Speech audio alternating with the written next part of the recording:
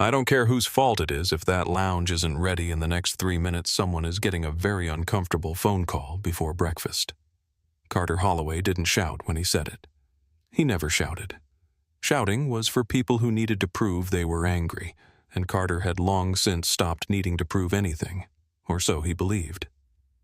He said it the way a man says something he fully expects the universe to obey, his phone pressed between his jaw and shoulder, while his other hand smoothed the already perfect lapel of his charcoal Tom Ford suit, the one that had cost more than most people's first cars, and which he had bought specifically because it made him look like someone who had never once worried about money. The JFK Centurion Lounge stretched out around him in that particular brand of expensive quiet that only airports manage: hushed conversations, the soft clink of glasses, the smell of aged leather and complimentary scotch that had been poured to exactly the right temperature. Carter stood near the floor-to-ceiling window watching the tarmac below, with the expression of a man reviewing territory he owned, which in a sense he believed he did. His Tokbach Kim platinum blonde, almost white, combed back with architectural precision, caught the morning light coming off the glass. His Patek Philippe caught it too, and Carter was not unaware of this. He ended the call without saying goodbye. Goodbyes were for people with time. This flight to Frankfurt wasn't a vacation. It wasn't even really a business trip in the conventional sense, because Carter Holloway didn't take conventional business trips. He took closing trips, the kind where the deal was already 90% done, and all that remained was to sit in a room with people slightly less intelligent than himself and guide them gently and expensively toward the conclusion he had already written. Apex Atlantic Airways was acquiring Novatech Systems, a mid-sized Frankfurt-based tech company with a respectable portfolio of drone navigation patents. Carter had been working the deal for 8 months. He was 3 hours away from finishing it. What none of the people in that lounge knew, what almost no one in the world knew, was that the deal Carter was about to close was not entirely honest.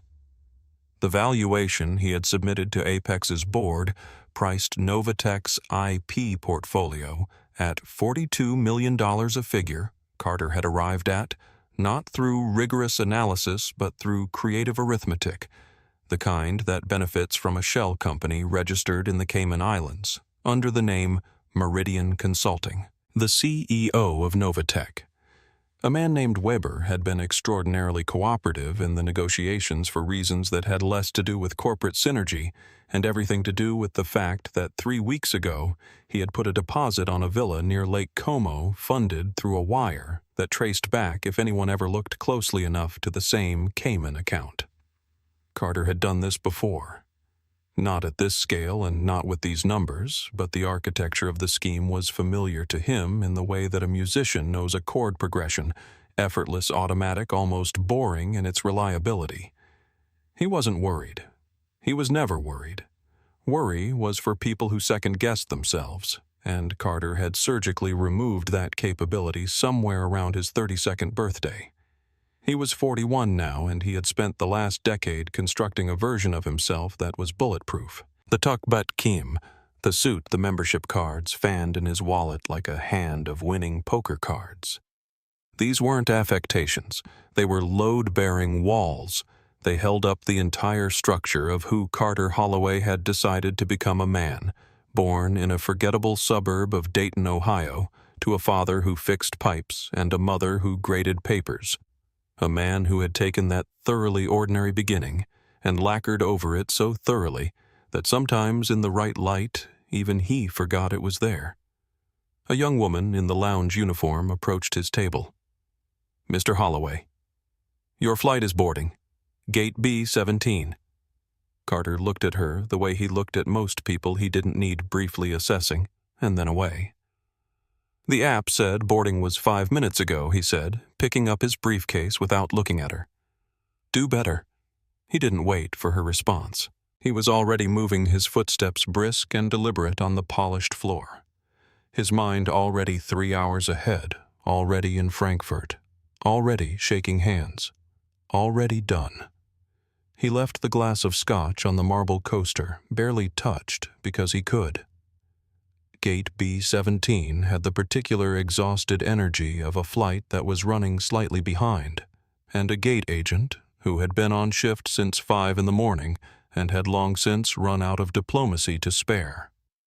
Owen Garrett, 26 years old, with the careful posture of someone who had been told to smile through everything, was processing the Group 1 boarding line with methodical patience when the line parted slightly and Carter Holloway arrived at the front of it the way weather fronts arrive without warning and with the clear expectation that everything else would adjust.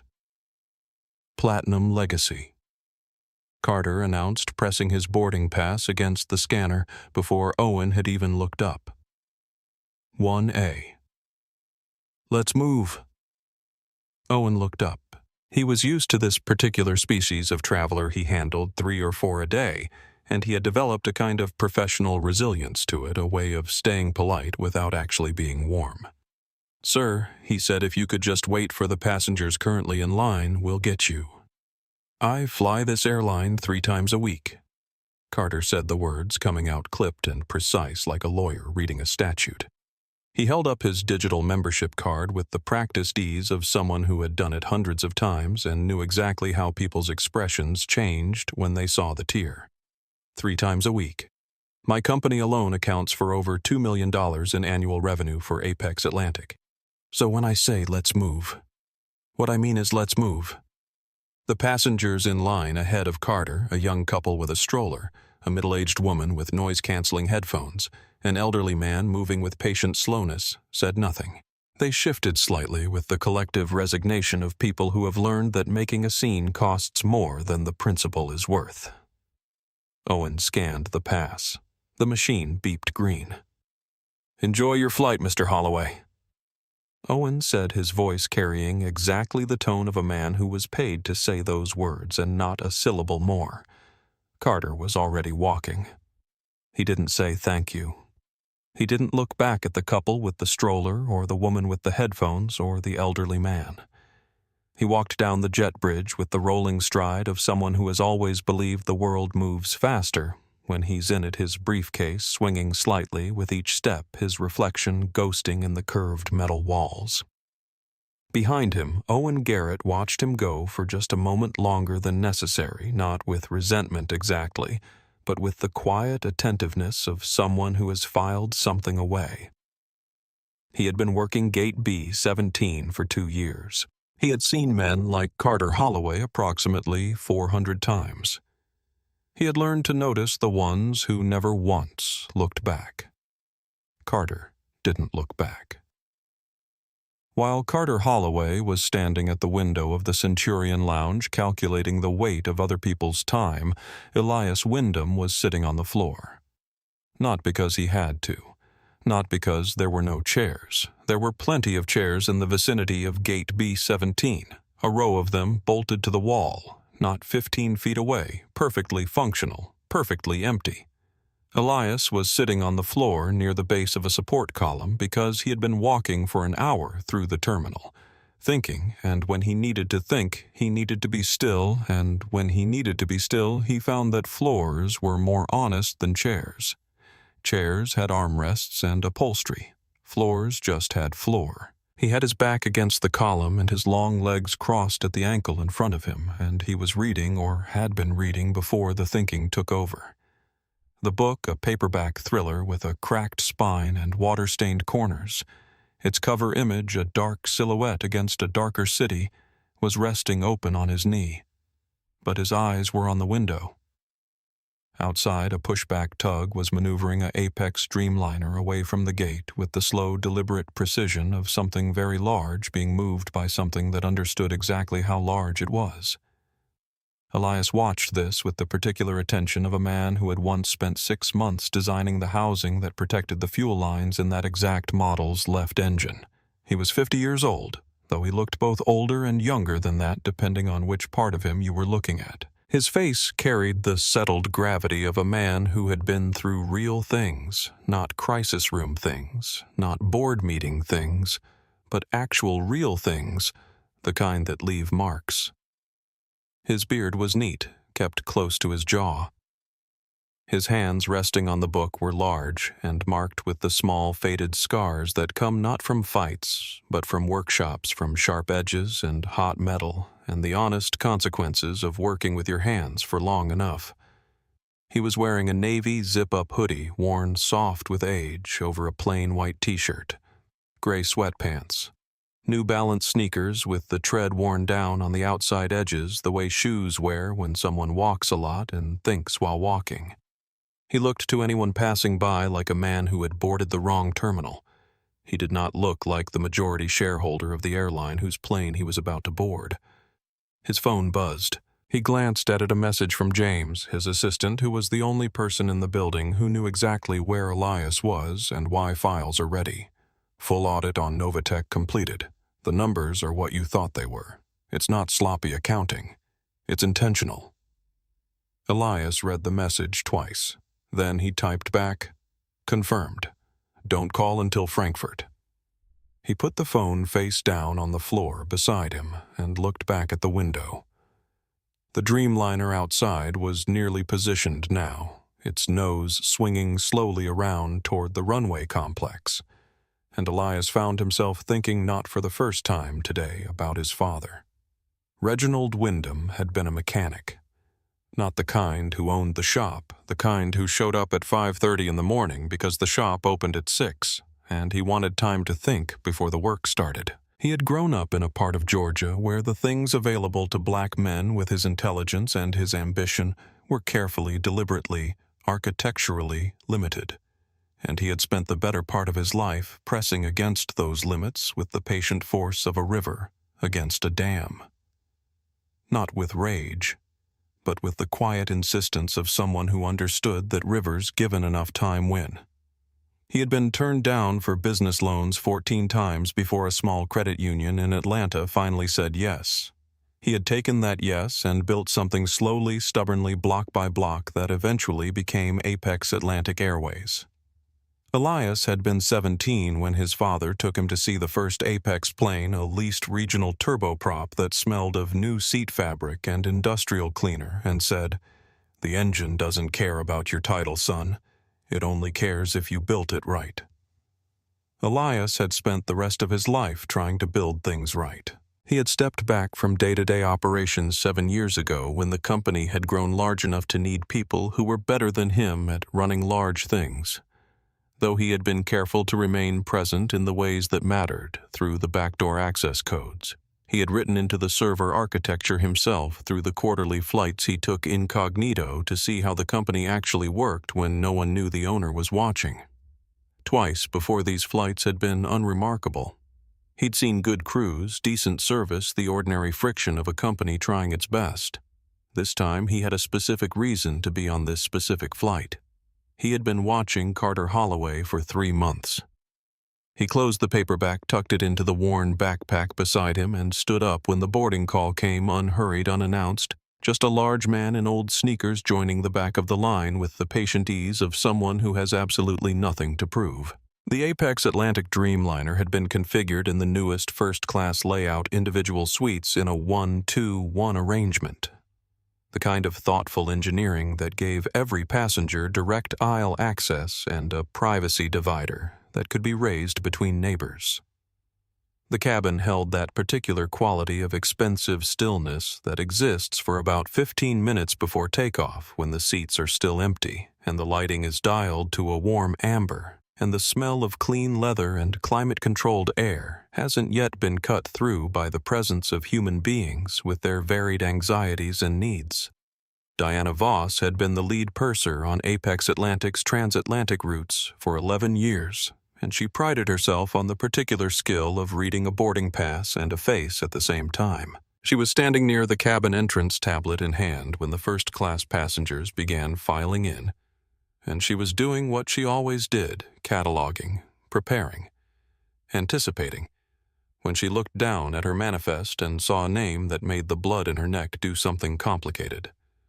Wyndham E. Seat 1. B. Standard booking. No upgrades noted. She looked up. And there he was, the man she had served on a Tokyo layover 4 years ago. The man who had spent 40 minutes underneath her beverage cart fixing a jammed wheel latch, while she stood there insisting she'd call maintenance, and he kept saying it was fine. He had it, and then he'd handed her a wrench back and said, "There you go," like it was nothing. And she hadn't known who he was until the flight manifest crossed her desk 3 days later, and she'd sat very still at her kitchen table for a long time. Their eyes met for a fraction of a second in the cabin doorway. Elias gave her the smallest possible shake of his head, barely a movement more, like a thought that passed across his face, and she understood it completely. She smiled at him with the exact warmth she would give any passenger said, "Welcome aboard, sir," and showed him to 1B with the professional ease of someone revealing nothing, while internally recalibrating every single thing about how this flight was going to go.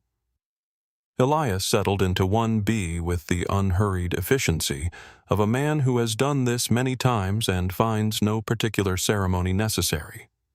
He put his worn backpack in the overhead bin, keeping the paperback-covered notebook in the seat pocket in front of him. He adjusted the seat's angle slightly, not all the way flat, just a degree or two the specific position his back preferred, and put on his large noise-canceling headphones without connecting them to anything, because sometimes the best use of headphones is simply to signal that you are unavailable, and then he opened his book. Carter arrived 3 minutes later. He came around the corner into first class with the brisk confidence of a man who has earned the right to turn left on airplanes, and he was looking at his phone as he entered the cabin, already composing the message he'd send to Weber once they were at altitude, and he turned toward Suite 1A without looking up from the screen.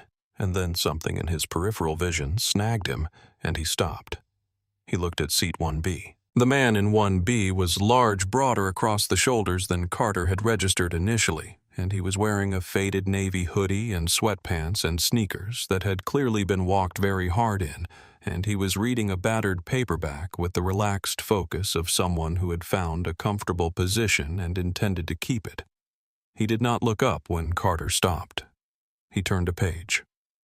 Carter stood in the aisle for a moment that stretched past its natural length, his brain performing a rapid and entirely unconscious assessment, demographic, economic, aesthetic, and arriving at a conclusion that was less a thought than a sensation, a tightening in the chest, a flicker of wrongness, the way a man who has arranged his desk very precisely feels when he returns to find someone has moved a single item 2 inches to the left. He set his briefcase down on Seat 1A with a deliberateness that was meant to communicate ownership the briefcase as a flag, planted a claim staked, and began removing his jacket very slowly, folding it over the seat back with movements that were just theatrical enough to suggest he was waiting for something. He was. He was waiting for someone to notice his inconvenience and offer to address it. Diana, who had watched this entire sequence from the galley entrance with the expression of someone watching a car approach a concrete barrier at 30 miles per hour, moved into the cabin with the smooth inevitability of a woman who has handled this particular human configuration before. She caught Carter's eye, smiled, said, "Can I help you get settled, Mr. Holloway, with the precise warmth of a woman who is buying time?" Carter looked at her. Then he looked at Elias, then back at her.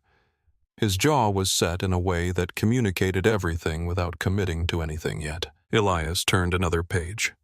Outside the oval windows, the ground crew moved with practiced efficiency beneath the wing orange batons, conveyor belts the steady orchestration of departure. The engines beyond the glass were beginning their low preliminary hum, the kind that you feel in your seat before you hear it with your ears. And in that hum was the sound of 10,000 individual engineering decisions made correctly, made with integrity, made to last. Elias knew that sound better than he knew his own heartbeat. He closed his eyes for exactly 2 seconds, let it settle through him, and then opened them and kept reading, while around him the last passengers found their seats and the cabin doors sealed with a soft final hiss. And 2 men, who could not have been further apart in what they understood about the world they were both about to inhabit, were locked together into the same small sky. Carter waited approximately 4 minutes after the cabin doors sealed before he stopped waiting. He hadn't sat down properly. He'd perched at the edge of Suite 1A with his jacket folded across the armrest and his briefcase on the floor, positioned in the specific way of a man who is communicating through his posture that he considers the current arrangement temporary and expects a correction to be forthcoming. When Diana passed through the cabin to begin the pre-departure check, Carter didn't press the call button. He raised 2 fingers the way someone hails a taxi on a street they feel comfortable on and waited. Diana arrived at his side with a smile that had been professionally calibrated to be warm without being inviting. "What can I get for you, Mr. Holloway?" "You can get me a resolution to a seating issue," Carter said, keeping his voice at the civil register that he used when he wanted to appear reasonable while still making clear that he expected compliance. He tilted his head fractionally toward Seat 1B. "There's been some kind of mix-up with the configuration here. I specifically requested suite privacy on this booking, and I'm not sure how that—" He paused, reaching for a word situation was authorized. Diana looked at the manifest on her tablet. She had already looked at it 6 times since Elias boarded, not because she needed to verify anything, but because having the tablet in her hands gave her something to do with her face while she thought. "Mr. Holloway, this passenger has a confirmed ticket for Seat 1B. The flight is at full capacity on every cabin. I'm not able to relocate him. I'm not asking you to relocate a person," Carter said with the practiced patience of a man who has learned that certain requests land better when they're reframed as logistics. "I'm asking you to find a creative solution to an obvious error. That's a different thing." In Seat 1B, Elias turned a page. His finger moved along the edge of the page in the unhurried way of someone who is genuinely reading, not performing reading, and the sound of the page turning small, dry, unremarkable, was somehow the loudest thing in the immediate vicinity of those 2 seats. Carter's eye moved to Elias involuntarily, the way eyes move toward things that are refusing to behave the way they're supposed to, and he found nothing there that helped him. Just a large man in a hoodie, entirely absorbed in a water-damaged book, radiating the profound calm of someone who has not been told there's a problem, because as far as he was concerned, there wasn't one. Diana said gently, "And finally, I'll see what I can do, Mr. Holloway. Please make yourself comfortable." She moved away before he could recalibrate the ask. Carter lowered himself into Suite 1A with the stiff provisional quality of someone sitting down under protest and opened his briefcase with slightly more force than necessary and began reviewing the Novatech files on his laptop with the exaggerated focus of a man who wants the people around him to understand how much they're costing him. Elias, 2 feet to his left, turned another page. It took Carter 11 minutes to escalate. He had spent those 11 minutes building his case internally, with the meticulous care of a litigator preparing an opening statement, and when Diana passed through the cabin again, he stood up, which is a choice in the narrow aisle of a first-class cabin, a physical declaration, and stepped into the space with the air of a man who has decided that speaking quietly has gotten him nowhere, and that perhaps speaking in a way that other people can hear will accelerate the timeline. "I want to be very clear about something," he said, not loudly but not quietly, either landing in that deliberate middle register that carries through a quiet space without technically constituting a scene. "This is not about comfort. This is about the integrity of a premium product that your airline charges $12,000 for." Diana held the tablet against her chest. "Mr. Holloway, I have sensitive confidential acquisition documents on this laptop," Carter continued, gesturing at his screen, which was indeed covered in spreadsheets, though not the kind anyone else in the cabin would have found meaningful. "I am sitting in a configuration that compromises the security of those materials." And the individual in the adjacent seat again, the tilt of the head, the not quite looking at. "Elias does not, in my assessment, represent the demographic that purchases tickets at this price point. which suggests to me that there has been an upgrade error or a booking anomaly, and I want it corrected before we push back. The word demographic landed in the cabin air and didn't dissipate the way words usually do. It sat there.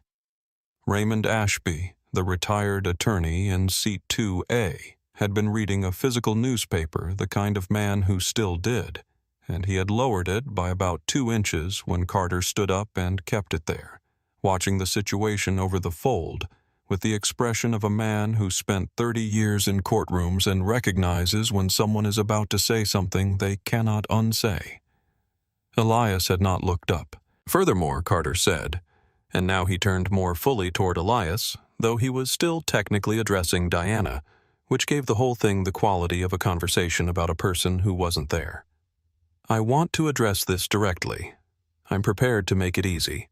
How much was your ticket? Did you use miles? Because I will write you a check right now for $3,000 to go sit in business class, which is a very comfortable cabin on this aircraft, and everyone gets what they want. He said it to Diana, but he said it loud enough for Elias to hear every word. Elias closed his book. Not with any drama, not a snap, not a slam.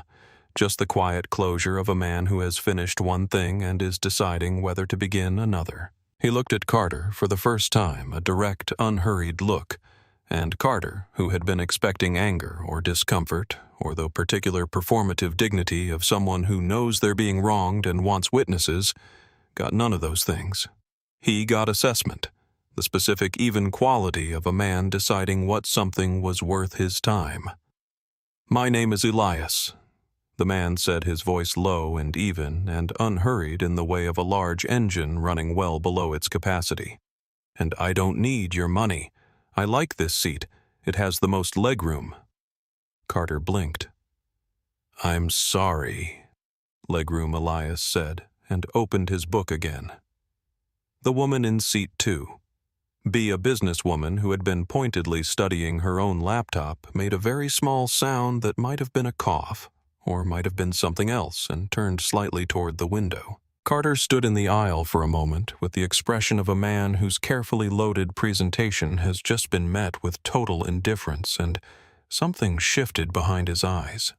Something that started as irritation and was moving rapidly toward something uglier. Listen to me, he said, his voice dropping to a register that was quieter but somehow more threatening for it, leaning slightly toward 1B. I am a senior vice president at this airline. I am flying to Frankfurt to close a deal that generates more revenue in 1 quarter than half this cabin will see in their lifetimes. I need workspace. I need privacy. And I need to not be sitting next to someone who looks like they wandered in from the wrong terminal. He straightened up. Get me the purser. Raymond Ashby folded his newspaper entirely and set it on his tray table. Carter called the VP of Customer Experience from seat 1A with the phone on speaker volume just high enough to make sure the cabin understood that he had the kind of relationships that warranted this kind of call. The voice that answered a man named Bill, apparently, who sounded like someone caught mid-coffee and deeply unprepared for what was coming, received the situation in Carter's terms, vagrant, aggressive security risk. I don't feel safe. The last one was a calculation, not a feeling. Carter understood that I don't feel safe was a phrase with procedural weight, a phrase that moved people. He had used it before in smaller contexts, and it had worked. What Carter hadn't anticipated was Elias reaching into the seat pocket. The movement was small and unremarkable. A hand going into the fabric pocket on the back of the seat ahead, the most ordinary gesture on an airplane performed thousands of times every hour by passengers retrieving headphones and boarding passes and chewing gum. But Carter saw it in his peripheral vision, and his brain, already running hot, made a decision faster than his intelligence could review it, and he was on his feet in the aisle before he'd consciously chosen to stand. He's reaching for something, Carter said loud enough, now genuinely loud, his voice pitching up in a way that wasn't entirely performance. He's reaching. Elias's hand came out of the pocket holding a fountain pen. Silver ordinary, the kind bought in airport shops. He uncapped it with a soft click, glanced at Carter standing in the aisle with his arms half raised in some aborted gesture, and held up the pen between two fingers. "Just a pen," Elias said. He said it the way you'd explain something to a child who had misidentified a shadow, without condescension, without amusement, just the plain factual correction. Somewhere in rows 2 or 3, someone made a sound that was definitely not a cough. Bill on the speakerphone was saying something about protocols and proper channels.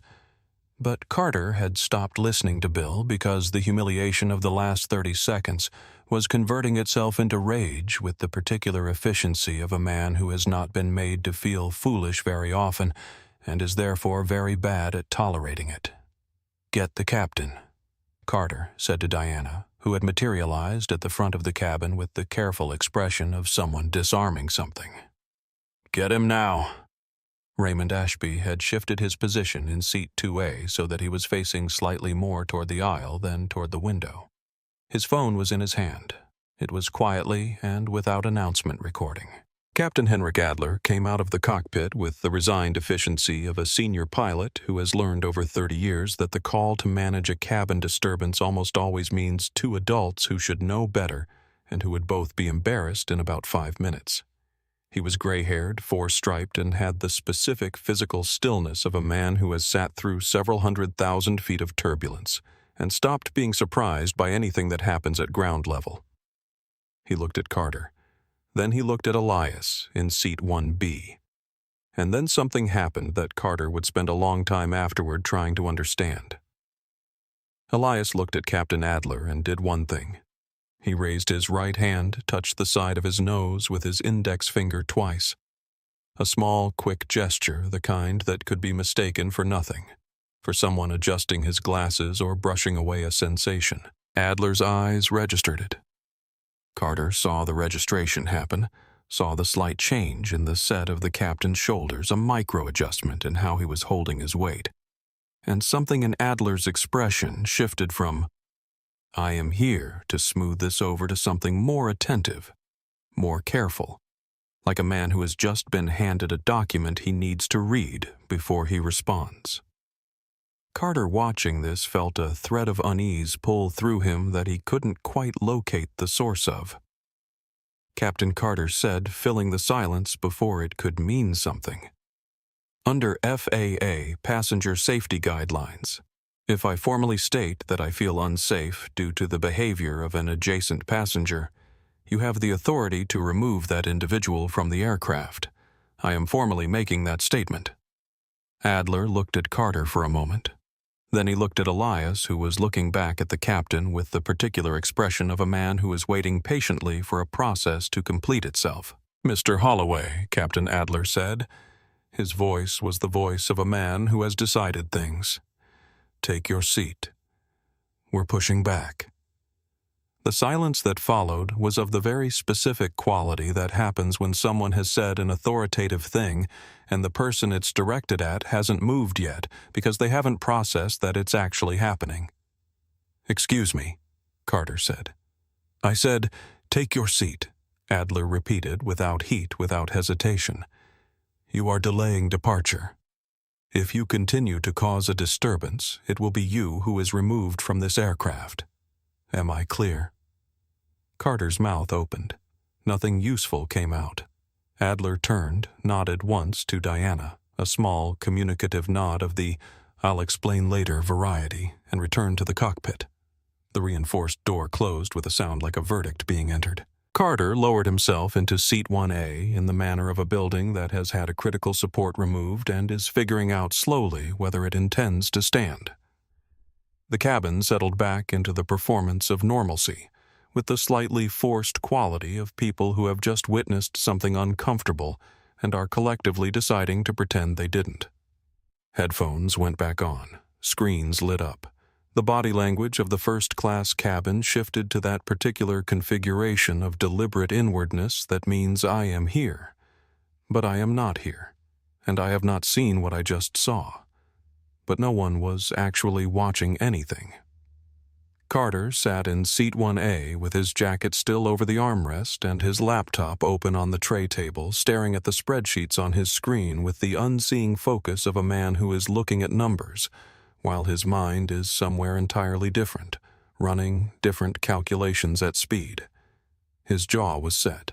The muscle in his temple was doing something he couldn't have controlled if he'd tried. His fingers were on the keyboard, but they weren't typing. For the first time since he'd settled into this seat, he looked at Elias, not the furtive glancing of before, not the assessing sweep of someone building a case, but an actual sustained look, the kind you do when you're trying to figure out what you missed. The man was back in his book, or seemed to be. But Carter was noticing things now with the heightened attention of someone who has been surprised. And what he noticed was the book with its battered thriller cover had interior pages that didn't match.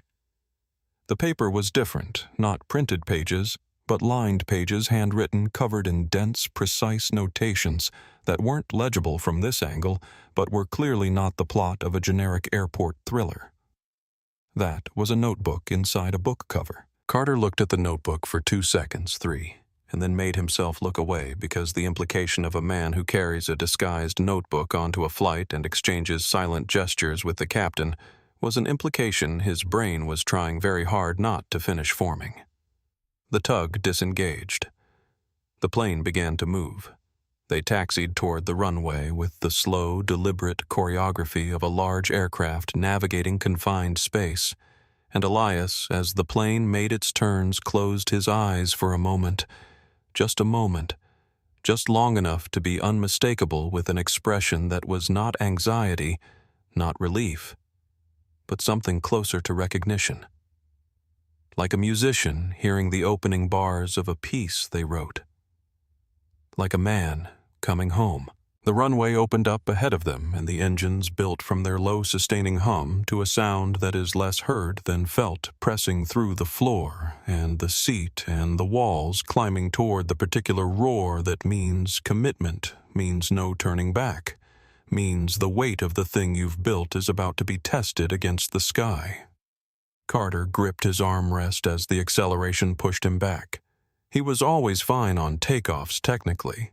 His body was fine. It was something else that felt at this moment like it was dropping away from him, like he was leaving something behind on the ground, some certainty, some footing, and the further up they went, the less certain he was that it would be there when he came back. The wheels left the tarmac. The ground fell away below them, and Carter Holloway and Elias Wyndham were sealed together in the same aluminum cylinder at 500 miles per hour over an ocean that had no interest in either of them, suspended in the specific kind of isolation that only exists when you're 30,000 feet above everything you thought you knew. Elias turned a page. Carter stared at his spreadsheets and did not see them. Outside the oval windows, New York fell away beneath a layer of cloud, and then was gone, and there was only the flat, gray-white ceiling of weather below them, and the impossible blue above, and the sound of the engine that Elias Wyndham had designed 23 years ago, running perfectly, running with integrity, running exactly the way it was built to run. The cabin lights went down for the cruise portion of the flight 2 hours after takeoff, dimming gradually through the amber range until the space was lit only by the cool blue glow of the floor markers and the scattered small brightness of screens and reading lights. The specific nighttime atmosphere of a long-haul flight where the goal is to make everyone believe briefly and improbably that they can sleep their way to another time zone. Carter could not sleep. Carter had not been able to sleep since somewhere over Nova Scotia when his third attempt to review the Novatech files had ended with him staring at the screen without processing a single row of data. His mind doing something he rarely allowed it to do, doubling back, questioning, replaying. The Adler thing. That was the thing he couldn't get past. Pilots didn't look at passengers like that. Pilots looked at situations they were trained to assess disturbances, to identify threats, to project calm authority in the direction of chaos. They did not look at a man in a faded hoodie sitting quietly in an aisle seat, with the specific deference Carter had seen in Adler's posture. The slight forward attention, the nod. That nod. Carter had catalogued it, turned it over, held it up against every possible interpretation, and the only one that kept surviving scrutiny was the one he least wanted to consider. He sat in the half-dark with the blue glow of his laptop open, but untouched, his fingers resting on the keyboard, his posture still impeccable. Carter had learned very young that how you hold yourself is something people remember, but inside the impeccable posture, something had gone wrong with the usual machinery of his confidence. Some gear had slipped and the engine of his certainty was running a little rough. To his left, Elias slept. He was genuinely, entirely, deeply asleep, not the performative, shallow sleep of a nervous flyer, not the half-doze of someone monitoring the situation, but the full, frank unconsciousness of a person with a clear conscience, and a body that knows how to rest when rest is available. His head had tilted slightly toward the window. His breathing was slow and regular. The book-covered notebook was in the seat pocket in front of him, untouched, waiting. Carter looked at him with the specific frustration of a man who cannot understand how someone with so much less to protect can be so much more at ease, and recognized dimly that this question was not a comfortable one to be sitting with at 37,000 feet. Diana appeared from the galley with the beverage cart moving with the quiet efficiency of experienced long-haul cabin crew. Her reading light clipped to her uniform, the cart's wheels making almost no sound on the aisle carpet. She paused at row. One looked at Elias and, without any ceremony, poured sparkling water over a single slice of lime. No ice, and placed it on his tray table with the care of someone who knows exactly what they're doing. Then she turned to Carter. "Mr. Holloway." "Drink Blue Label," Carter said. "Neat." Diana's eyes moved to the cart and back. "We're out of Blue Label on this service." Carter looked at the cart. The blue neck of a Johnny Walker bottle was visible entirely and unambiguously between two mixers. Carter looked at it for a moment. "Fine," he said. "Whatever you have." She poured something into a glass and placed it on his tray with a precise professional click. No napkin, no nuts. She moved the cart forward. Carter picked up the glass, held it without drinking, and stared into the dark beyond his window where the Atlantic Ocean was doing absolutely nothing on his behalf, just lying there black and flat and vast and entirely indifferent. Elias opened his eyes at an hour that was neither night nor morning, the ambiguous dark of mid-ocean crossing, and was immediately fully awake in the way of people who have trained themselves to sleep efficiently and wake cleanly without the groggy intermediate stage that most people require. He had the specific gift of men who have spent decades solving problems at odd hours, the ability to be present completely and immediately the moment consciousness returned. He looked out the window for a moment. The Atlantic was below them, somewhere invisible behind cloud cover, and above them the stars were doing what stars do at altitude, burning with a clarity and intensity that is simply not available from the ground, as though the sky itself changes its nature above a certain height. He became aware that Carter was awake beside him. Not because Carter made a sound, because the quality of the wakefulness beside him was unmistakable. The specific tension of a person sitting in the dark with their thoughts, the way the air around them has a different texture than the air around someone sleeping. Elias reached for the water Diana had left, still cold lime, wilting slightly in the glass, and took a long drink, and then turned his head toward Carter, and for the first time on this flight he looked at the man the way he'd intended to look at him when he'd booked the seat. Not with judgment, with curiosity. The honest kind. Frankfurt Elias said, his voice quiet, matching the register of the dark cabin. "Big deal." Carter looked at him. Whatever he had expected from the man beside him after 8 hours of hostility and humiliation, it was apparently not a straightforward question asked in a conversational tone, because he took a moment to calibrate before answering. "Big deal." Carter confirmed carefully the way you answer a question when you're not sure what it costs you to answer it. "Tech company Nova Tech Systems. Drone navigation patents primarily. It's a clean acquisition. Their IP fits perfectly into Apex's long-range expansion plans. Elias nodded, the slow, attentive nod of someone who is actually following what you're saying. What's the valuation based on? Carter blinked. I'm sorry. The valuation. For the IP portfolio specifically. How did you arrive at the number? Elias said it, in the tone of genuine curiosity. The kind you use when you're asking a mechanic how an engine works.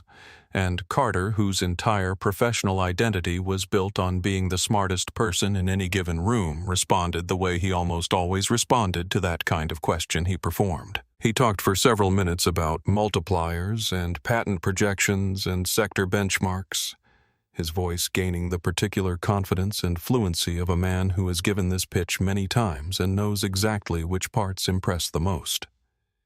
He talked about the market opportunity, the growth trajectory, the strategic alignment.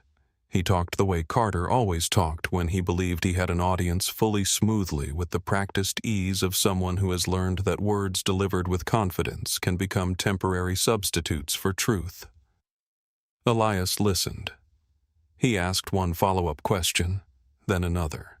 Simple questions, the kind that any intelligent layperson might ask about a business deal. Questions that required Carter to explain rather than to assert to show his working, and Carter, who genuinely believed he was charming someone, answered them all. And then Elias asked, "What did your independent technical review say about the LiDAR-based navigation patent specifically?" Carter stopped. It was a small stop, a half-second hesitation in an otherwise fluent performance, but it was the kind of stop that meant something. The kind that happens when a question arrives from a direction you hadn't covered. We used standard sector analysis, Carter said. The patents are core to the product. Elias took another sip of water. He looked at his glass. LiDAR-based drone navigation was largely superseded by integrated sensor fusion models about 3 years ago. He said the way someone says something that they know to be true and are not particularly invested in arguing about. The patents are still filed. They just don't mean what they used to mean. Carter looked at him. Elias reached into the seat pocket and took out the notebook. He opened it to a page about 2/3 through, scanned something. And with the silver fountain pen, the same one that had caused the incident in the aisle, made a small notation in the margin, then looked up. Interesting, Elias said. He said it the way a scientist says it, not as a social nicety, but as an actual evaluation, an actual response to information received. Then he capped the pen and set it on his tray table next to his water glass and looked at Carter with the full, unhurried attention of a man who has just learned everything he needed to learn about whether this conversation was going to remain casual. It was not going to remain casual. Elias reached forward and took the iPad from the seat pocket. The screen was off. He turned it on with the unhurried gesture of someone retrieving a tool they put down earlier, and when it lit up, he held it in both hands for a moment before rotating it so that the screen faced Carter. Carter looked at what was on the screen. The world did a thing that worlds occasionally do to people who have been very certain for a very long time. It rearranged itself quietly and irrevocably in the space of about 2 seconds. What Carter was looking at was his valuation model for Novatech Systems. His file. The one that lived on the Apex internal server behind 2 layers of encryption and a password that was a string of characters he had generated randomly and memorized and written nowhere. The file that contained, if you knew how to read it and were looking for what Carter hoped no one would ever look for, the specific distortions in the IP valuation that added up to $42 million that the market would never support. How Carter said. It wasn't a full sentence. I built the server architecture in 1999, Elias said with the same matter-of-fact calm he'd used to explain the LiDAR patents. When I handed off operations, I wrote myself a way to stay connected to the company's data environment. A backdoor for monitoring purposes. I kept it because it turned out to be useful. He paused. It's been useful. Carter looked at the file. then at Elias, then at the file again. "That's proprietary data," Carter said, and even as the words were leaving his mouth, he understood how they sounded, understood the specific absurdity of a man accusing the company's owner of improperly accessing the company's data, but the words had momentum and he couldn't stop them. Elias swiped the screen. A new document appeared, a wire transfer record, the kind of document that normally lives in financial archives that only auditors and prosecutors tend to visit. Carter recognized the account numbers the way you recognize a face in a crowd when you're hoping very hard it's not looking for you. "Meridian Consulting," Elias said. "Registered in the Cayman Islands.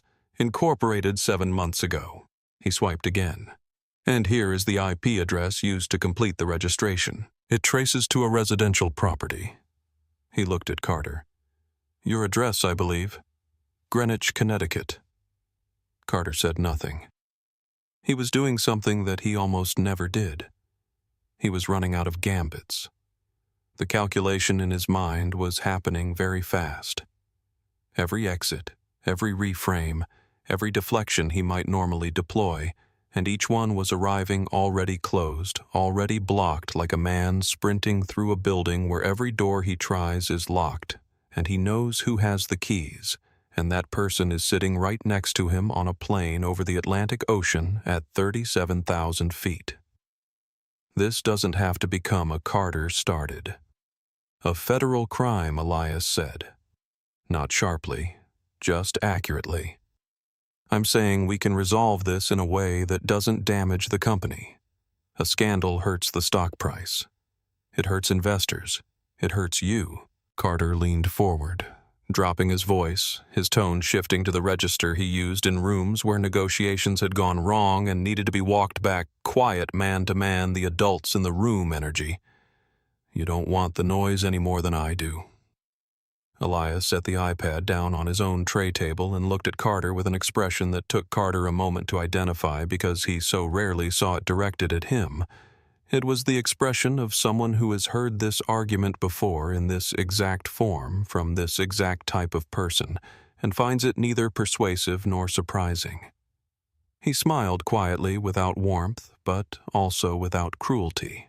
The smile of a man who has already made his decisions and is now simply watching the process play out. "You think this is about the stock price," Elias said. "I think you're a businessman," Carter said. "And businessmen don't torch their own assets to prove a point." Elias looked at the ceiling of the cabin for a moment, then back at Carter. "My father started this company with a loan from a credit union that almost didn't approve it," he said, his voice lower now, thoughtful in the way of someone who isn't performing a memory but actually inhabiting it. He drove to that building 4 separate mornings before he had the nerve to go in. Because every time before that, someone had told him no, not because his business plan was bad. His plan was excellent, actually, but because of who he was and what he looked like, and what people assumed those things meant about his risk. Elias paused. "You know what he did with that money when they finally gave it to him?" Carter said nothing. "He hired 12 people," Elias said. 6 of them had been turned down by other employers for the same reasons he'd been turned down by those banks. He hired them because he knew what it cost a person to be capable and overlooked, and he refused to run a company that added to that cost. Elias looked at Carter evenly. 3,000 people work for Apex Atlantic today. Machinists, gate agents, cabin crew, people who have been here 20, 25, 30 years. Their pension contributions go into a fund. Your scheme diverted money that was supposed to grow that fund." He picked up his pen, clicked it once. "That's what I'm angry about, Carter. Not the $2 million, not my quarterly report. Them." Carter absorbed this in silence.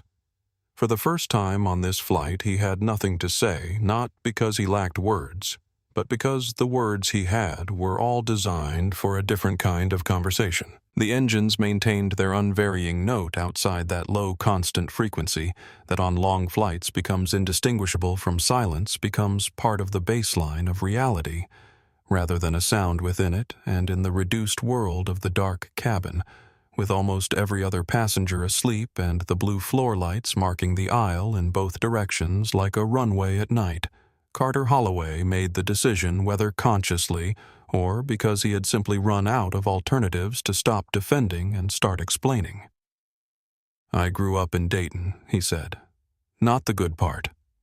My father fixed pipes for other people's houses his entire adult life, and he died without ever owning a house himself. My mother taught third grade for 31 years and got a pension that lasted her 4 years before it ran out." He was looking at his own hands on the tray table, the manicured nails, the Patek Philippe. "Nobody handed me anything. Every single thing I have, I built from nothing.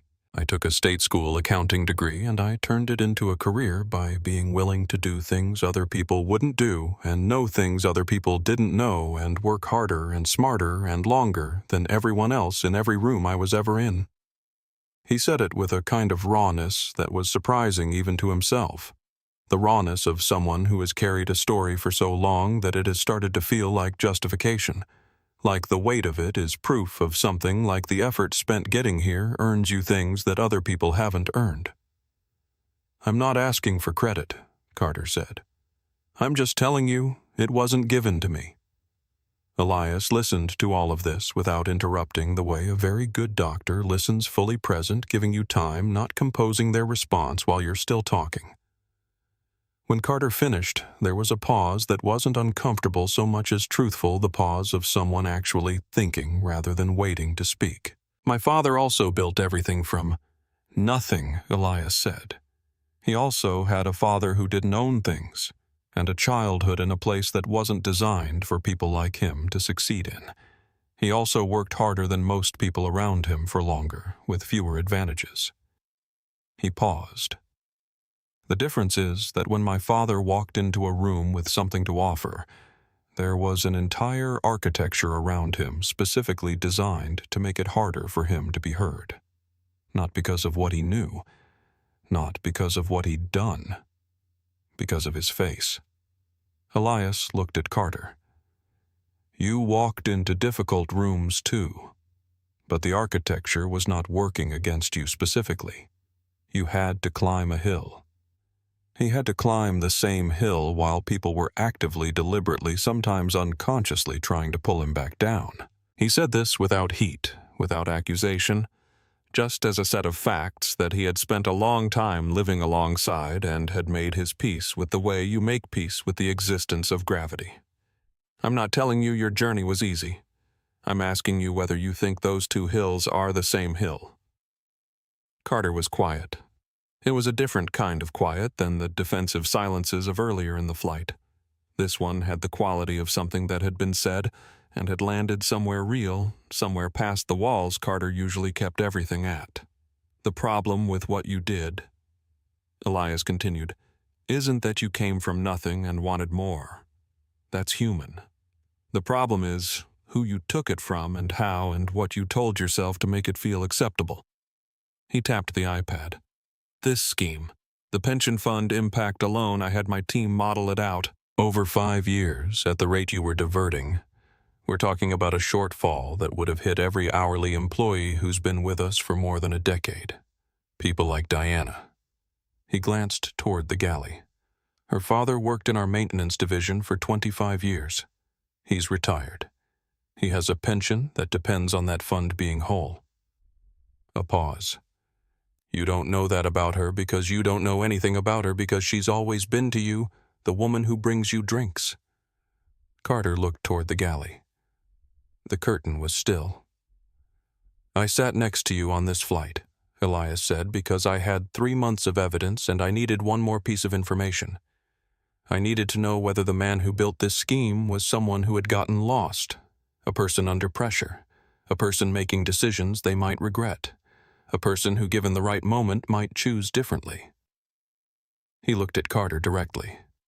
"My father believed in that. He said, 'A man can get lost, son, but you have to want to be found.'" He paused.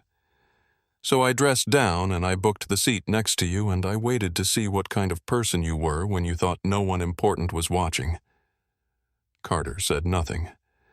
The sentence didn't need a response because they both already knew the answer. "You showed me before we even pushed back," Elias said, not unkindly but without softening. "The way you spoke to the gate agent, the way you spoke to Diana, the way you looked at me and decided inside of 4 seconds exactly what I was worth." He closed the notebook. "That's not a man under pressure. That's a man who's been that way for a long time." In the dark of the cabin with the engines running, their faithful note outside, and the Atlantic sliding past beneath them. Carter Holloway sat with that for a long time. He didn't argue. He didn't pivot.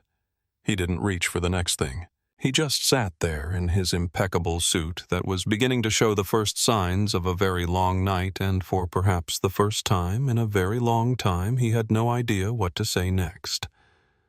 At some point in the deep middle of the flight, when the cabin was at its most deeply collectively asleep and the galley was the only lit space on the plane, Carter stood up. He moved toward the galley with the specific, careful tread of a man who is trying to look like he's going to the lavatory, but isn't going to the lavatory. And he pushed through the galley curtain to find Diana Voss sitting on the jump seat with a small paperback open under the reading light clipped to her collar. The still professional alertness of a crew member on a quiet watch. She looked up. Carter stepped into the galley space and pulled the curtain behind him. He realized, sweating in a way his suit was not designed to accommodate. "Diana," he said, dropping his voice to the register of a man attempting confidentiality. "I need you to listen to me for 1 minute." Diana closed her book. She held it in both hands on her lap and looked at him with the expression of someone who has already made their decision about this conversation and is simply waiting for it to conclude. "I have $15,000 in my briefcase," Carter said. He said it quickly, quietly, with the desperate efficiency of a man whose persuasion options have narrowed to their last one. "Cash. I need 2 minutes when we land. A delay at the door, a spill in the jet bridge, a technical issue with the stairs, anything. 2 minutes to get off the plane and into the terminal before anyone comes on." Diana held his eyes. She didn't move. She didn't reach for her radio or call the captain or change her expression in any theatrical way. She just looked at him with the settled, quiet steadiness of a woman who has had 30 years of practice at staying composed. "My father's name was Thomas Voss," she said. Her voice was low and even, and held something in it that wasn't anger, something harder and more permanent than anger. He worked in the maintenance division at Apex Atlantic for 25 years. He was the kind of man who knew the name of every aircraft he worked on, who stayed late because he wanted to, because he believed in the thing he was doing. She paused not for effect, but because she was genuinely remembering. He retired 6 years ago on a pension that is smaller than it should be because of what happened to the fund in 2009. He doesn't complain. He never complained. He's not that kind of man. She looked at Carter steadily. "You are asking me to help you run right now from the kind of thing that made my father's pension smaller." Carter opened his mouth. "Please go back to your seat, mister," Holloway, Diana said. She picked up her book, found her page with the careful ease of someone who knows exactly where they are, and sat back down. She didn't gesture toward the exit. She didn't raise her voice. She simply resumed reading, and the gesture of it, the absolute unperformative calm of a woman who has returned to her book because she has said what she needed to say and considers the matter closed, was more completely dismissive than anything Carter had ever experienced in any boardroom in his life. He stood in the galley for a moment that seemed to last much longer than it did. Then he turned and walked back to seat 1, slowly past the blue-lit sleeping faces of people who were dreaming of wherever they were going, and lowered himself into his seat, like a man setting down something very heavy that he has been carrying for a very long time, and has only now understood he was never strong enough to keep. The sun came up over the Alps in a way that seemed at that hour designed to be pitiless. It didn't arrive gradually, the way sunrise is supposed to work. It came sideways through the oval windows in a flood of violent orange and bruised purple. The specific, uncompromising light of high altitude at dawn, and it illuminated the first-class cabin with the ruthless clarity of a room whose curtains have been suddenly pulled back to reveal that everything that looked acceptable in the dark is considerably less acceptable in the light. Carter had not slept. This was apparent in a way that required no subtlety to observe. The charcoal suit that had entered the cabin in a state of studied perfection had spent the night doing what expensive suits do when worn by a person who cannot be still, which is to say, it had acquired the particular crumpled authenticity of a garment that has been lived in too hard for too long. The platinum hair, which had been combed with such architectural precision at JFK, had developed a small, disorganized section above his right ear where he'd run his hand through it perhaps 30 times in the dark. His eyes were the eyes of someone who had been awake next to their own thoughts for 8 hours and had not reached any accommodation with them. Elias to his left had visited the lavatory at some point in the small hours. He looked precisely as rested as he had looked when he'd closed his eyes, which was to say he looked like a man who had no outstanding debts to the universe that were keeping him from sleeping. Well beard, neat face, washed, the hoodie unrumpled in the way of garments that are simply worn rather than performed. He was drinking a cup of black coffee and reading something on his tablet with the absorbed morning attention of someone who has arrived at a new day without luggage from the previous one. Carter's phone was in his lap and had been alerting him for the past 40 minutes in the descending cascade of notifications that he had been too frightened to look at directly until now. He looked. 11 missed calls from his wife Eleanor, 3 from legal counsel, a text from the company attorney that read, "Say nothing." They executed the search warrant at the house at 6 a.m. local. A LinkedIn alert. Your account has been suspended pending investigation. A Chase notification account access restricted. Please contact your branch. And at the very bottom, a text from a blocked number that contained only an address, a federal building in Frankfurt. The house. They had been at his house at 6 in the morning.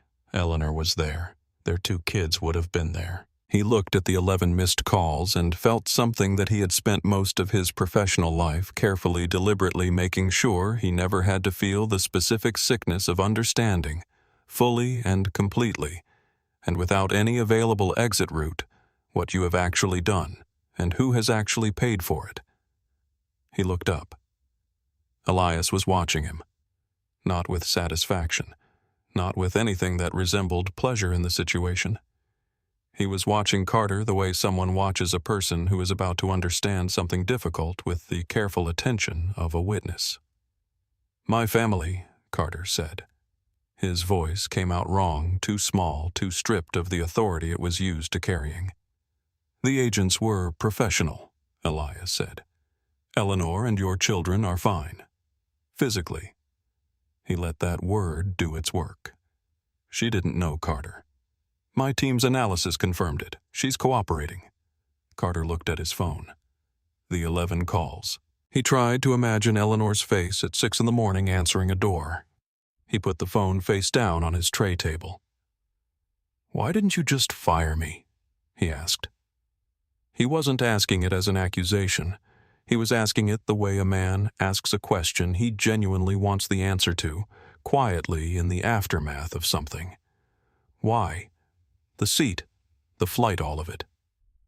"You could have called me into an office. I could have," Elias said. He set his coffee down. "And I would have gotten the version of you that knows how to behave in an office, the performance, the pivot, the prepared explanation." He looked at Carter steadily. "I needed to see the real version. My father taught me that. He said if you want to know what a man is, watch how he treats someone he thinks he doesn't need." He picked up his coffee again.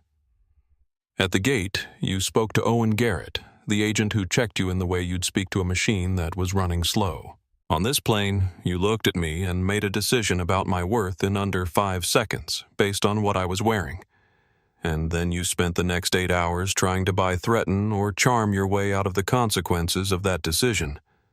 He paused. A man can get lost, Carter, but you have to want to be found. You don't want to be found. You want to not be caught. Those are different things.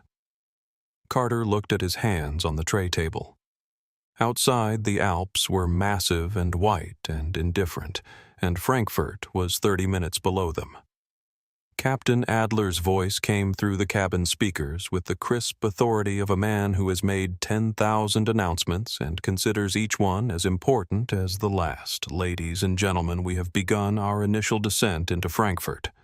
Weather is clear temperature, a brisk 4 degrees Celsius, and we expect to be on the ground in approximately 20 minutes. Cabin crew, please prepare for landing. The cabin stirred around them, the collective awakening of a long-haul flight. The sounds of seats returning to upright bins being checked, the gentle theater of arrival that happens in the same order on every flight everywhere in the world. Around Carter and Elias, the first-class cabin came back to life with the careful movements of well-traveled people preparing to be somewhere. Carter looked out the window. The descent had begun in earnest. The Alps were below them now rather than beside them, their peaks extraordinary and cold and white, and as the plane banked slightly to align with the approach corridor, Carter could see the valley floors, the towns, the orderly German landscape spreading out in the gray morning light. Beautiful. He had flown into Frankfurt 15 times and had never once, he realized, actually looked at it. The wheels of his mind, which had been grinding through contingencies all night, made one last attempt cooperate. Give them Weber. Give them the logistics contacts. Give them everything above and below the Novatech deal that he knew about, and there was quite a lot he knew about. Deals for leniency existed. His lawyer would know how to structure it. He had information, and information was a currency that survived the collapse of other currencies. He turned to Elias. I can give you more, Carter said. Not just this deal. I have details on arrangements in the logistics contracts going back to 2019. Names, dates, account numbers. Things your audit team hasn't found yet. I can be a material witness. I can make this worth. I already have the logistics files, Elias said without turning from his window, and the phantom payroll in the London office. My team finished cleaning house last week. He glanced at Carter. You were the last one, Carter. The biggest one and the hardest to confirm because you were careful. But you were also, as it turns out, the easiest to see clearly when you thought no one important was looking. The seatbelt sign illuminated with its familiar chime. Elias buckled his without looking, the easy muscle memory of a frequent traveler. Carter fumbled with his buckle. His hands were not cooperating. The ground was coming up. The Frankfurt approach had that particular quality of the familiar made strange by circumstance. The runway markers and taxiway lights and the gray concrete of the airport complex materializing through the morning haze, and Carter watched it come toward them with the sensation of a man who has been falling for some time and is only now registering how close the ground has gotten. I don't want to be taken off in handcuffs, Carter said. The words cost him something. He knew it and said them anyway. In front of the passengers. I'll walk off myself. I'll go directly to whoever is waiting. I won't run. I have nowhere to go. Just let me walk off like a person. Elias turned and looked at him for a long moment. In the aisle, Diana was moving through the cabin with the final checks, her movements calm and practiced. She paused at row 1, met Elias's eyes briefly, and moved on. You spent your whole career wanting to be seen, Elias said, not cruelly but without cushioning. You wanted everyone in this cabin to see you as the most important person in the room. You made a point of it at the gate. You made a point of it when you stood up in this aisle. He looked at Carter steadily. You made choices that ensured your actions would have consequences at a scale that required a formal response. I can't change what a formal response looks like, Carter. I'm not the one who gets to decide that anymore. Carter looked at the seat back in front of him. The wheels hit the runway with the solid declarative thump of a landing made well, both main gears together perfectly balanced, and the reverse thrusters deployed with a roar that pressed every passenger gently forward in their seatbelts. The reliable physics of deceleration, and the plane rolled out along the wet Frankfurt tarmac in the gray morning light. Through the window at gate E43, Carter saw them. 3 black SUVs, a cluster of men in dark coats, 2 uniformed officers of the Bundespolizei, a K9 unit, the dog sitting attentively beside its handler with the patient alertness of an animal that has been trained to wait and is good at it. They were all looking at the plane. The plane came to a full stop at the gate, and the engines wound down and the cabin filled with the ordinary sounds of arrival, seatbelts clicking open overhead, bins popping, the murmur of people gathering themselves and their things.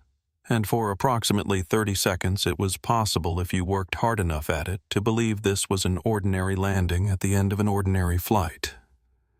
Then Captain Adler's voice came over the PA, and it was not the standard disembarkation announcement. "Ladies and gentlemen, we ask that you remain seated for a few minutes while authorities board the aircraft for a brief administrative matter. This will not take long, and we appreciate your patience and cooperation." The first-class cabin went still. Raymond Ashby, who had been preparing to stand, lowered himself back into seat 2A with the deliberate calm of a retired attorney who has heard the word authorities used in this context and knows exactly what administrative matter means. His phone, which had been recording in his inside jacket pocket for a significant portion of the flight, he left where it was. The forward cabin door opened. The cold Frankfurt morning air came through, first sharp clean, the particular cold of northern Europe in early spring that has no interest in comfort. Behind it came 4 people, 2 Bundespolizei officers in green and gray uniforms and 2 Americans in FBI windbreakers with the yellow letters that are designed to be unambiguous and are. They walked with the unhurried purpose of people who know where they're going and have no reason to rush, and they walked directly without consultation or hesitation to seat 1A. Carter was already standing. He had stood up when he heard the cabin door, which was perhaps the one thing he did on this entire flight that was straightforwardly dignified. He didn't wait to be told, didn't pretend not to know, didn't make the agents reach for him.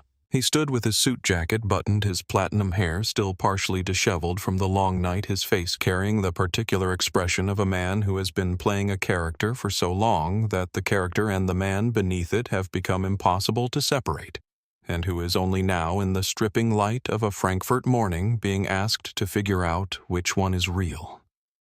Carter James Holloway, said the lead FBI agent, a woman medium height with the settled authority of someone who has made many such pronouncements and treats each one with equal gravity. "You are under arrest on federal charges of wire fraud, securities, fraud, and money laundering. You have the right to remain silent. Anything you say can and will be used against you in a court of law." The handcuffs were silver and caught the cabin light. Carter looked at them. Then he put his wrists forward. The click was not loud. It was not theatrical. It was simply a small mechanical sound, the sound of a latch engaging, and it seemed in the quiet of the cabin to carry a weight entirely out of proportion to its volume, the sound of something ending, something that had been building since the moment a man decided that other people existed primarily in relation to his convenience. As they walked him through the cabin, Carter looked at the faces. He looked at the woman in seat 2B who held his gaze for a moment, and then looked away, not with cruelty but with the particular discomfort of a witness who has watched the whole thing and doesn't know where to put it. He looked at Raymond Ashby, who met his eyes with the steady, non-judgmental attention of a man who has seen this before in other contexts and finds it no less sad for the familiarity. He looked at the other passengers. The businessman in 3A, with his phone very carefully pointed. Away the elderly couple in 4A who were holding each other's hands and found in none of them the audience he'd spent his life performing for.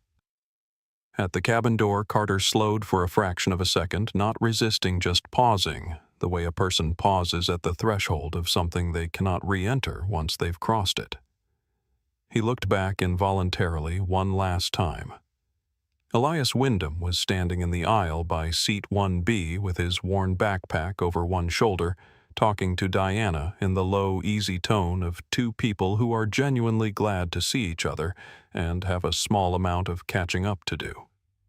Diana was laughing a real laugh, not a professional one, the kind that involves the eyes about something Elias had just said.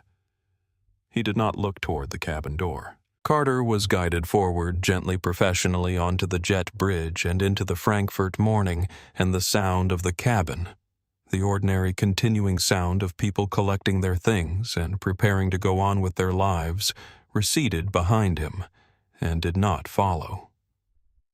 James Okafor was 42 years old, had worked as Elias Wyndham's personal assistant for 9 years, and had developed over the course of those 9 years the specific skill of being wherever Elias needed him to be, without ever giving the impression of having rushed to get there. He was at the gate when Elias came down the jet bridge, which required him to have known approximately which gate they were using, and to have arrived early enough to be calm, both of which were characteristic. "How was the flight?" James asked. Educational Elias said. They walked together through the terminal with the unhurried efficiency of two people who have important things to do and have learned that moving quickly looks like what it is. James opened a leather-bound notebook to a page of notes as they walked, delivering the update in the compressed sequential manner of someone who knows their listener prefers information clean and in order. The DOJ had the files. The SEC had the wires. The Novatech acquisition was formally suspended pending investigation. Weber had been contacted by German authorities at approximately the same time the plane was landing. The board had been informed early that morning by the General Counsel's office that Holloway's position was being vacated due to circumstances under investigation language that was accurate while being appropriately general. Elias nodded, absorbing each item in sequence. Then Diana Voss, Captain Adler. "What's the status?" "Both have been formally noted in the investigation record as having responded appropriately under difficult circumstances," James said. "Adler specifically is on record for following the access protocol you established. I have a recommendation drafted if you want to review it. Send it to HR with my approval already on it," Elias said. "Don't make it bureaucratic. Just make it clear. Done." James looked up from the notebook. "There's one more thing. Owen Garrett, gate agent at JFKB 17. Elias glanced at him. He filed a standard incident report about Mr. Holloway's behavior at the gate. Routine. He had no idea anything larger was happening. James paused. "I thought you might want to know." Elias stopped walking. They were in the middle of a Frankfurt terminal corridor, travelers moving around them in both directions, the ordinary motion of a busy international airport at morning. He reached into the outer pocket of his backpack and retrieved the notebook. The real one, not the theatrical prop of the battered paperback, but the leather-covered notebook he used for his actual work, and opened it to a back page. He wrote down Owen Garrett's name and employee number in the same precise, unhurried hand he'd used to annotate the Novatech margins at 37,000 feet. "I'll call him," Elias said. James looked at his boss for a moment. "From here, right now, it won't take long," Elias said. "It should come from me directly. Not HR, not a letter, not a form." He already had his phone out. He did his job correctly when someone with a title and a membership card was making it personally expensive to do so. "That's worth a phone call." He dialed. The line rang twice. A young man's voice answered, slightly surprised at the caller ID. The conversation lasted 4 minutes. Elias introduced himself, asked Owen directly how he was doing, thanked him in plain language for his professionalism the previous morning, and asked if there was anything Owen needed or wanted to raise about the incident. Owen didn't say much. He said "sir" twice, and then near the end in a voice that had lost a little of its professional composure. "Thank you for calling. I didn't expect." and then he stopped because sometimes sentences that are true don't need finishing. "Take care of yourself, Owen," Elias said, and ended the call. He put the notebook back in his bag and looked at James. "Is the board call set up for this afternoon, 3 p.m. Frankfurt time? And the Atlanta announcement? The all hands. 2 days from now. The auditorium is booked." James hesitated for a beat. "Are you sure you don't want to wear a suit for that one?" Elias picked up his backpack by one strap and settled it onto his shoulder. He was still wearing the navy hoodie from the flight, a little more wrinkled now, and the New Balance sneakers with the worn-down outside edges. He looked to anyone in that terminal who didn't know better like a man who had arrived on a long flight and was in no particular hurry to be anything other than what he was. "No," he said. The holding cell in the Frankfurt District Court building had the institutional specificity of spaces designed to be unpleasant without technically being cruel. The walls painted a gray that was slightly too green to be neutral. The cot bolted to the wall at a height calibrated for sitting rather than comfort the single fluorescent bar overhead that had been buzzing at the same frequency for what felt like several decades. Carter had been in it for 3 weeks. He was sitting across from his court-appointed German attorney, a methodical man named Dr. Brandt, who had arranged a stack of documents on the steel table with the careful precision of someone who respects process regardless of whether the person receiving it deserves it. The documents were comprehensive. They had found everything. "The DOJ indictment covers the primary Novatech charges," Dr. Brandt said, with the steady, effectless delivery of someone who delivers difficult information many times a week and has learned that the kindest version of it is the clear version. "But upon seizing your servers, the investigation expanded considerably. The catering contract arrangements from 2019, the payroll irregularities in the London office, the valuation manipulation on 2 prior acquisitions." He paused. "It is extensive, Mr. Holloway." Carter looked at the table. He was wearing the institutional orange of someone who no longer has a wardrobe to perform with, and without the suit, without the hair product, without the watch and the briefcase and the curated architecture of the man he'd decided to be. He looked like what he had always actually been underneath it all. A man from Dayton, Ohio, who had been very good at math and very bad at knowing where to stop. "How long?" he asked. "Federal guidelines indicate 15 to 20 years, Dr. Brandt said. "Your assets have been frozen. The property in Greenwich, the vehicles, the Cayman accounts. Your wife has filed for divorce. She is cooperating fully with the prosecution to protect the family home for your children." Carter absorbed each item like a man standing in rain that he can see coming but cannot step out of. "She claims to have had no knowledge of the arrangements," Dr. Brandt continued. "The prosecution has accepted this as credible." Carter looked at his hands on the steel table. They were the same hands he'd held up the Patek Philippe, with the same hands that had typed the Meridian account numbers, the same hands that had waved dismissively at a gate agent and jabbed a finger toward a man in a hoodie. They were also, he thought, the hands of a kid from Dayton who had wanted things so badly for so long that he had stopped being able to distinguish wanting from deserving. He thought about what Elias had said at 37,000 feet in the dark over the Atlantic. You have to want to be found. He had not wanted to be found. He had wanted to not be caught. And now that the distinction had been made permanent and official and documented in 3 languages, he sat in the gray room and understood it not as an abstraction, but as the specific concrete shape of what his life looked like without the costume. A man who had been very smart. A man who had worked very hard. A man who had, at some point along the way that he couldn't precisely identify, decided that being smart and working hard gave him the right to take things that weren't his. He looked at the documents in front of him. He didn't say anything else. The main auditorium at Apex Atlantic's Atlanta headquarters held 2,800 people at full capacity, and on the afternoon that Elias Wyndham walked onto its stage, it held 2,800 people who had heard rumors. The kind that travel through a large company in the specific, accelerated way of things. People sense before they're told, passing through break rooms and maintenance bays and departure gates and executive corridors with equal speed carried by the human instinct for detecting when something fundamental is about to shift. Elias stood at the podium in the navy hoodie and the gray sweatpants and the New Balance sneakers, and the auditorium, which had been carrying a low murmur of collective anticipation, went quiet when he appeared.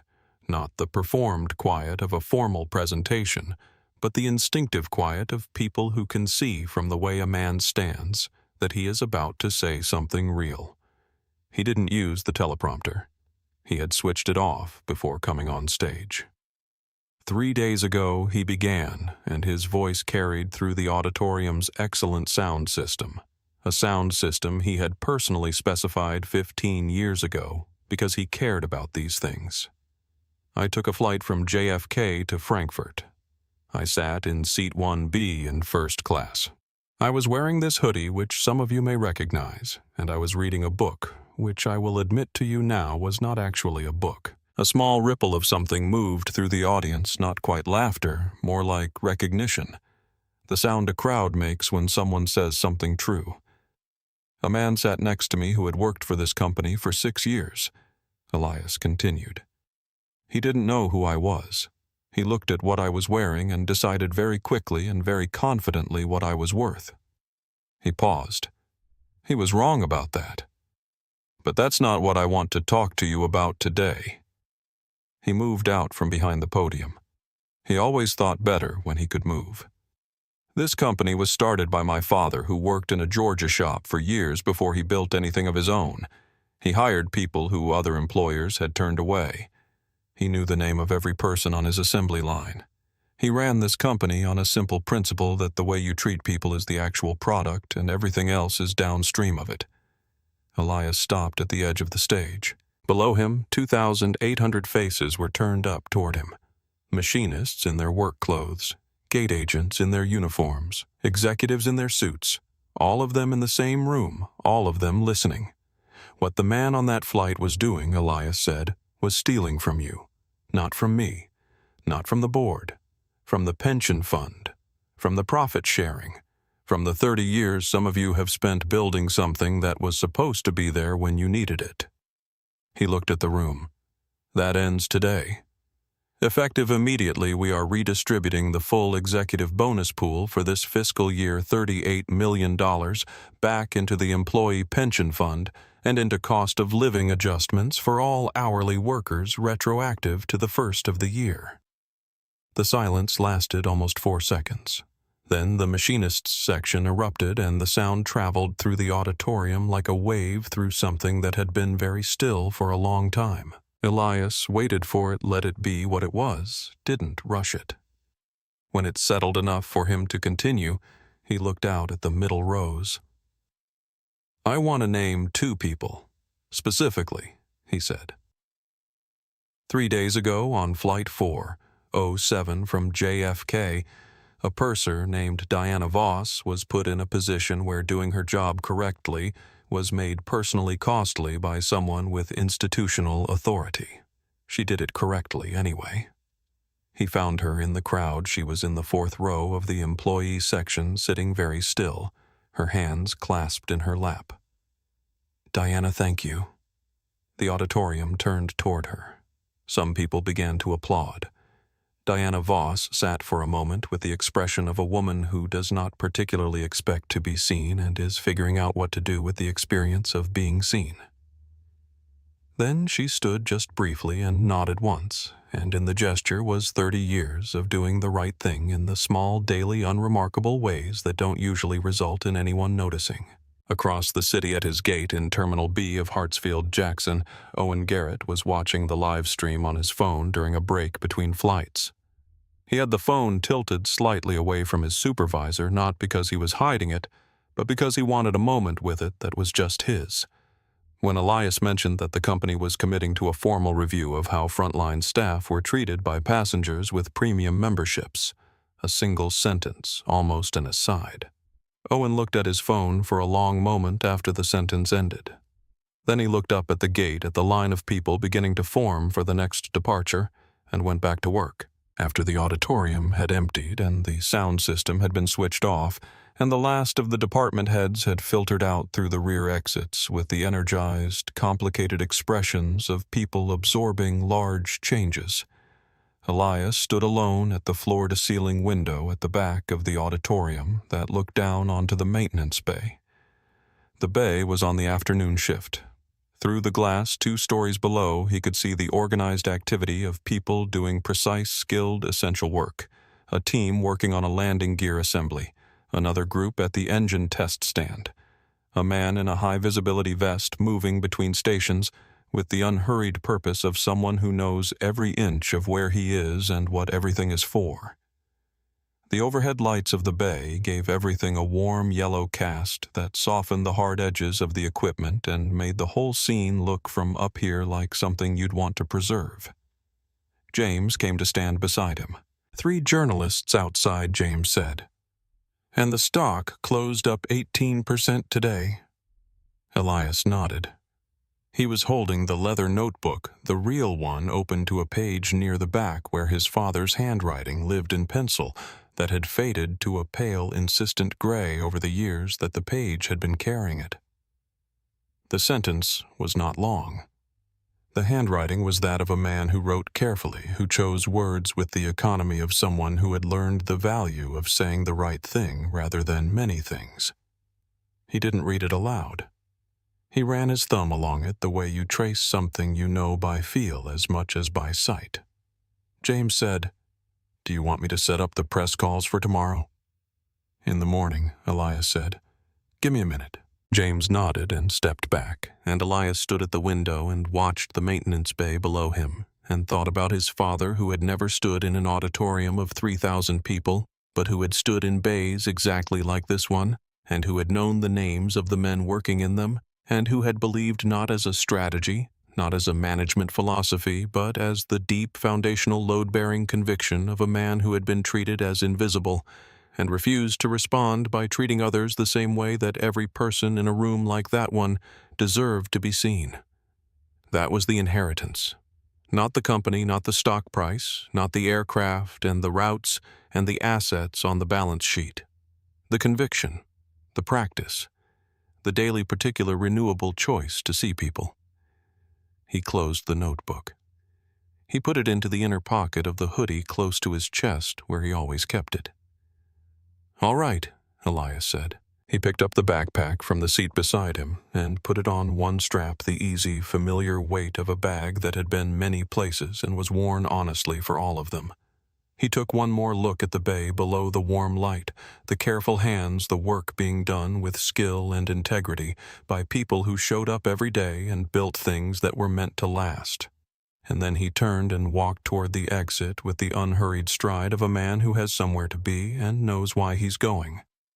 Behind him, through the floor-to-ceiling glass, the maintenance bay continued its steady, unspectacular, essential work, and the sound of the engines on the test stand, the particular deep frequency that Elias had first heard as a 17-year-old standing beside his father, and had spent his entire life trying to build well carried faintly through the walls of the building and into the corridor, and followed him for a few steps before being absorbed into silence. If this story moved you, hit the like button and subscribe to our channel.